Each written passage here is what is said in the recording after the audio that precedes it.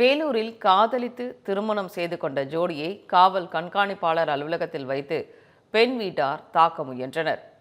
களிஞ்சூர் பகுதியைச் சேர்ந்த லோகேஷ், குடியாத்தம் பகுதியைச் சேர்ந்த ஜனனி பிரியா என்பவரை காதலித்து பெற்றோர் எதிர்ப்பை மீறி திருமணம் செய்து கொண்டார். இதையடுத்து பாதுகாப்பு கருதி காவல் கண்காணிப்பாளர் அலுவலகத்தில் புதுமண ஜோடி தஞ்சம் புகுந்தனர்.